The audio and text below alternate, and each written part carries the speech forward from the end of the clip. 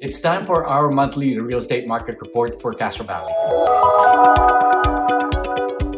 Hey guys, my name is Mac Rogers. I'm a local real estate broker here in Castro Valley, California, and welcome to the channel. For May of 2021, we had 60 total properties that got sold compared to 34 properties last year. That's for all types of properties. Let's take a look at the breakdown by the type of property and by zip code. Let's start with 94546 and look at condos and townhomes. Back in May of 2020, there were 0 condos that got sold. This could be because this was at the height of the pandemic and we were on lockdown and everyone wanted to have more space, and condos and townhomes were not that popular. This past May, there were 4 condos and townhomes that got sold. The median sales price was $615,000.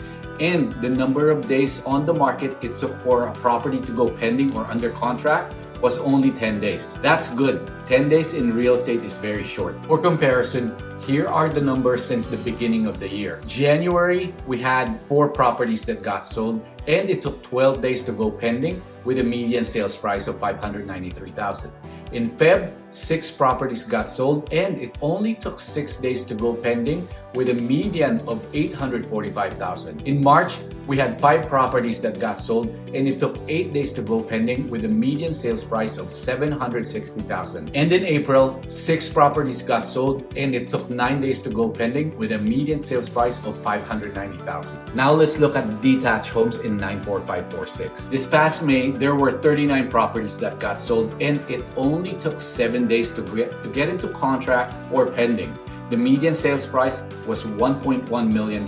Comparing it with the same time period in May of 2020, only 22 properties got sold during the height of the pandemic. It took 11 days for properties to go pending, which, considering we were in the middle of a pandemic and lockdown, that was quick. The median sales price was only $812,500. That is a whopping 35% increase. For further comparison, in May of 2019, we had 35 properties that got sold. It took 9 days to go pending, and the median sales price was only $795,000. So the median sales price went up from $795,000 to $812,000 to our current $1.1 million. Now let's move on to 94552 and let's look at condos and townhomes. This past May, only 3 condos and townhomes got sold.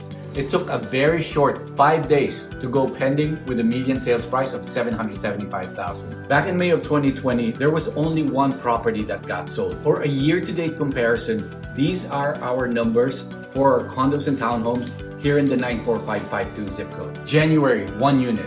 Feb, 0. March, 1. April, 4. And May, 3 units. The numbers are pretty flat and dismal if you ask me. Let's move on to detached single-family homes. This past May, there were 14 properties that got sold and it only took 7 days to go pending. The median sales price was $1,475,000. In May of 2020, there were 11 properties that were sold and it also only took 7 days to go pending. The median sales price was only, and I cringe when I say this, only $1.2 million. That is a 23% increase from the same time period last year. Not as high as 94546, but definitely still up there. So the question that everybody asks is, how long will this last or how long will this continue? I used to say that eventually it will become unaffordable and prices should flatten out. However, every time I say this, I think of the scene from Godfather 3 where Michael Corleone said, "Just when I thought I was out, they pulled me back in."